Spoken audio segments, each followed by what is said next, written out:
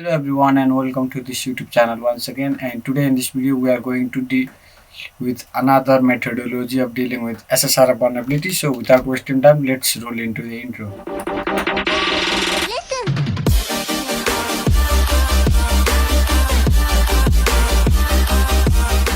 Alright, so today in this video we are going to deal with this blind SSRF vulnerability. So as you can see and read the lab description, we have this stock check feature which is the vulnerable one, and we can access admin panel via this domain, and we can delete the user named Carlos. So I'll just click here and access it in new tab, and we have this SSRF cheat sheet. So I'll just put this link in the description so that it will be easy for you to access this, and you can read all this article as well.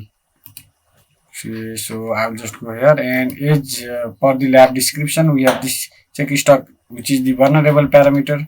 I'll just turn on the intercept so that I can capture something here. Okay, I think we have got something. So this is something that we entered. I'll just decode it and see what the contents are there. So I'll just send it to the repeater because we have to play with this. Okay, there we have in our repeater. Okay, so what I will do is I'll just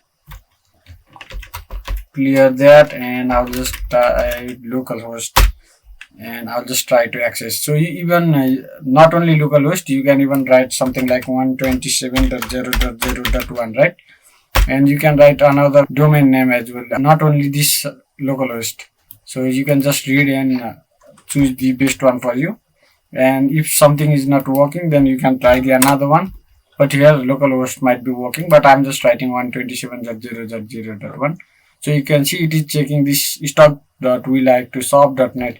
It means it is parsing this URL and sending it to the database, and it is whitelisting this domain and checking whether this domain is present over there or not. And if it is not present, we have got this error.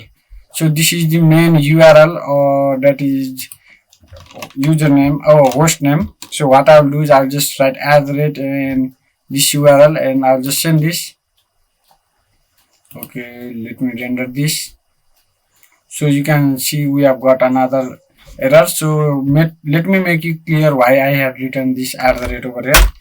I'll open my terminal.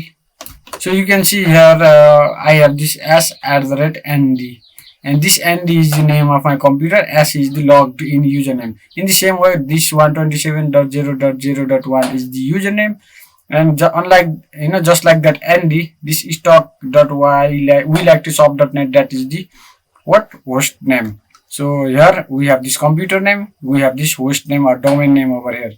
So I hope you got to know why I had written this @. So I'll just send this. So we have got another error here, and I think next time we need to write something like this. Okay, so we have written this. This has the functionality of redirecting to the particular bookmark or the particular place of the web page. We are pulling the web page with this host name, and it is with this hashtag we are pulling that we will like to get redirected to this part of the page. That is how we are fooling our web application. So I'll just send this and see what result we will get. Okay, so it is again telling that external host must be something like that. So again, I think I should URL encode it. I click here, convert selection, URL encode or character, send this.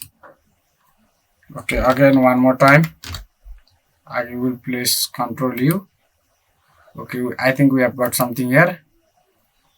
So you can see I can access the admin panel. I'll just search for admin here. So it is located at /admin. Send this one. Okay, let me see what are the contents over here. You can see we have the functionality of directly deleting this Carlos. I'll just write Carlos over here, and you can delete it with this command. I mean with this one. I'll just Ctrl C over here and Ctrl P over here, and I'll just send this. Okay, I think we have got something because you have seen this 302 found. That means redirection. I will just go here. I think we have our lab solved, and I hope you guys got a chance to learn something new. And that's all for today. Thank you. Take care. Bye.